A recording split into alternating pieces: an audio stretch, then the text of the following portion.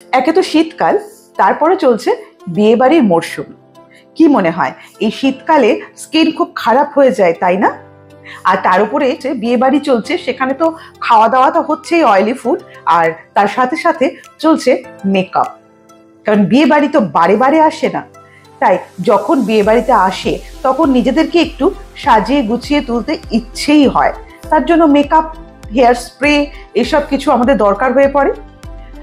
তাতে স্কিনটা একেবারেই ড্যামেজ হয়ে যায়। এই শীতকালে আমাদের স্কিন বেশি গ্লো করা উচিত বা বেশি গ্লো করে। কেন বলুন তো? কারণ আমরা না চাই না যে আমাদের স্কিনটা শীতকালে গ্লো করুক, হেলদি থাকুক, আমরা নিজেরাই চাই না।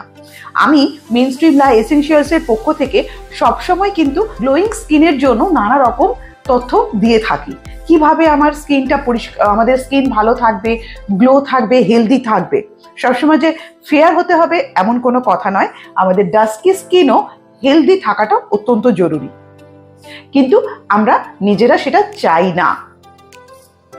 আমরা বিভিন্ন রকম মার্কেটে নামি দামি কিছু জিনিসের প্রোডাক্টের ওপরে দৌড়ই, কিন্তু ঘরে বসেই আমরা যে গ্লোয়িং স্কিন মানে হাইড্রেট স্কিন পেয়ে যাব, সেটা আমাদের একেবারেই কাম্য নয়, আমরা চাই না।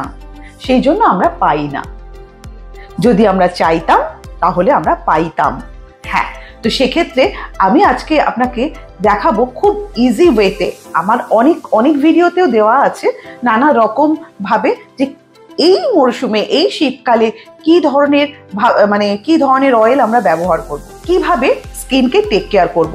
আমার সবটা বলা রয়েছে, যেভাবে মানে করলে স্কিন অটোমেটিক্যালি গ্লো থাকবে, হেলদি থাকবে, হাইড্রেট থাকবে। কারণ প্রত্যেকটি এই শীতের সময় ছেলে হোক বা মেয়ে, বয়স্ক হোক বা বাচ্চা, তাদের স্কিনটা ভীষণ টান টান লাগে, জড়ো লাগে, মানে চুলকোয়ে একটা ইরিটেশন ফিল হয়। আমি যে তেলগুলোর কথা বলেছি সেগুলো যদি একটু বানিয়ে একদিন শুধু কষ্ট করতে হবে, কষ্ট নয়, একেবারেই কষ্ট নয়, খুব ইজি ওয়েতে তেলটা বানিয়ে নেওয়া যেতে পারে যদি একদিন আমরা সময় দিই।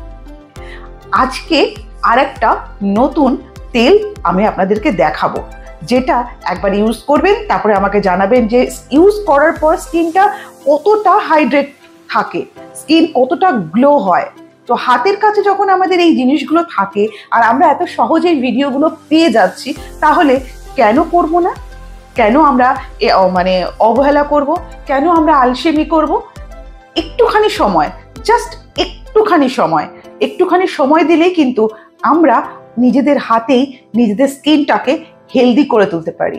হ্যাঁ, আর এই শীতকালেই সব থেকে হেলদি থাকবে স্কিন যদি এই জিনিসগুলো আমরা মেনে চলি। তো চলুন আমরা দেখে নিই যে কি করা যেতে পারে। অনেক তামঝাম নয়, অনেক বেশি কিছু নয়, জাস্ট কিছু জিনিস দিয়ে স্কিন হয়ে উঠবে একদম গ্লোরিয়াস। চলুন আমরা আজকে এটা দেখিয়ে দিচ্ছি। আর আমার কথা মুখের কথা নয়, একদম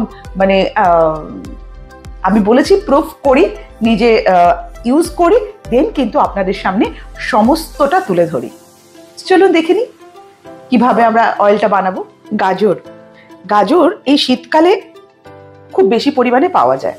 তো গাজর আমাদের নানা রকম কাজে ব্যবহৃত হয় আর ভীষণ উপকারী একটা জিনিস, তাহলে কেন এটাকে আমরা ইউজ করব না? আর তার সাথে লাগছে coconut oil, pure coconut oil. আর তার সাথে যেটা লাগছে আর কিচ্ছু না, গ্লিসারিন। তার সাথে লাগছে গ্লিসারিন। তো চলুন আমরা বলি যে কিভাবে আমরা এটাকে ইউজ করব। কিছুই না, ভীষণই ইজি পদ্ধতি।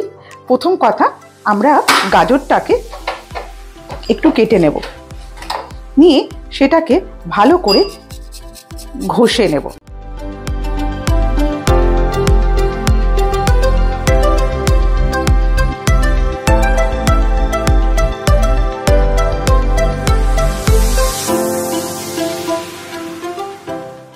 গাজর ততটাই নেবেন যতটা আপনাদের দরকার, যতটা আপনারা তেল বানাবেন ততটাই নেবেন।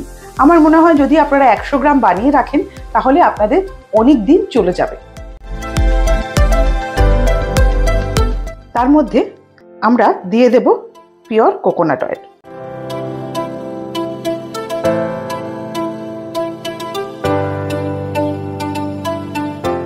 এরপরে এটাকে আমরা কড়াইয়ের মধ্যে ভালো করে ফুটিয়ে নেব। এখন কিন্তু গ্লিসারিনটা এখন কিন্তু ইউজ করছি না। এটাকে ভালো করে ফুটিয়ে নিয়ে, যদি আমার 100 গ্রাম তেল থাকে সেটাকে ভালো করে ফুটিয়ে নিতে হবে যতক্ষণ না পর্যন্ত গাজরের কালারটা চেঞ্জ হয়ে যাচ্ছে, মানে এটা একটা হালকা অরেঞ্জ কালারের মতন দাঁড়িয়ে যাবে। এটা যখন ফুটে যাবে তখন এটাকে ঠান্ডা করে নেব। ঠান্ডা যখন হয়ে যাবে তখন এর মধ্যে 1 ছোট্ট টিস্পুন গ্লিসারিন মিশিয়ে দেব। মিশিয়ে সেটাকে আলাদা একটা কাচের কন্টেনারের মধ্যে রেখে দেবো। কাঁচ হতে পারে, যেটা আপনাদের কাছে থাকে সেরকম জিনিসের মধ্যে এটাকে আমরা মিশিয়ে রেখে দেব। আর এই তেলটা সারা শীতকাল ইউজ করে দেখবেন। যদি আপনাদের কোনোদিন কোনো স্কিনে ফেটে যায় বা র্যাশেস বেরোয়, একদম বেরোবে না। পা ফাটা থেকে শুরু করে ঠোঁট ফাটা, হাইড্রেটিং সমস্ত কিছু করবে এই তেলটি। তাহলে আমরা দেখে নিলাম যে কত সহজে কিভাবে এই তেলটা বানিয়ে ফেলতে পারি। আর এই তেলটা বানিয়ে ফেলে শুধুমাত্র স্কিনে, মানে বডি স্কিনে নো, এটা আমরা মুখের স্কিনেও ইউজ করতে পারি। একবার ইউজ করে দেখুন কতটা ভালো থাকেন আপনারা। যাই হোক, আজকের ভিডিওতে এই পর্যন্তই। আগামী ভিডিওতে নতুন কোনো জিনিস নিয়ে আমি আপনাদের সামনে আসব। ততক্ষণ আপনারা আমার সাথে থাকুন, সঙ্গে থাকুন আর দেখতে থাকুন মেইনস্ট্রিম লা এসেনশিয়ালস। নমস্কার।